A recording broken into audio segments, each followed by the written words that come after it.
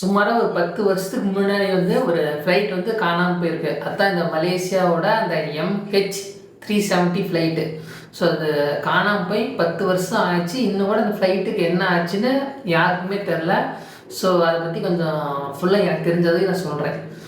2014 March 8ஆம் தேதி வந்து இந்த MH370 ஃப்ளைட் வந்து மலேசியாவிலேருந்து சைனாக்கு போகிறது தான் இதோட ட்ரிப்பு.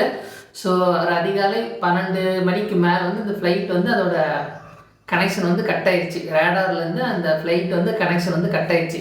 ஸோ அப்போலேருந்து நீங்கள் தேடிட்டே இருக்காங்க. ஸோ எல்லா கண்ட்ரியும் சேர்ந்து தேடுறாங்க. அப்பயும் இந்த ஃப்ளைட் என்ன தான் ஆச்சுன்னு இன்னுமே கண்டுபிடிக்கல.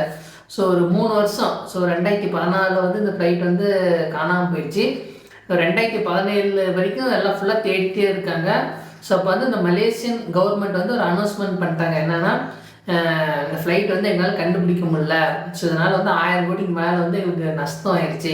ஸோ அதனால் இந்த இதை வந்து நாங்கள் அந்த தேடுற அந்த இதை வந்து நாங்கள் நிறுத்துறோம்னு சொல்லிட்டாங்க. மொத்தம் வந்து இந்த ஃப்ளைட்டில் வந்து 239 பேர். அதில் வந்து 227 பேர் வந்து பேசஞ்சர்ஸு. அதில் வந்து 5 பேர் வந்து இந்தியர்கள். ஸோ இவங்க ஸ்டாப் பண்ணிட்டாங்க. ஸோ இவங்களோட உறவினர்கள்லாம் வந்து தொடர்ந்து வந்து கவர்மெண்ட்டு கேட்டுகிட்டே இருக்காங்க. ஸோ என்னாச்சுன்னு. ஸோ ஆனால் நிறுத்திட்டாங்க. ஸோ இப்போ மறுபடியும் வந்து இந்த தேடுற இதை வந்து ஆரம்பிச்சிருக்காங்க. ஸோ அதாவது அமெரிக்காவில் ஓசன் இன்ஃபினிட்டின்னு ஒரு நிறுவனத்தோடு சேர்ந்து இந்த மலேசியா கவர்மெண்ட்டும் இந்த தேடுற இதை மறுபடியும் ஆரம்பிச்சிருக்காங்க. ஸோ பார்க்கலாம் என்ன தான் நடக்குதுன்னு.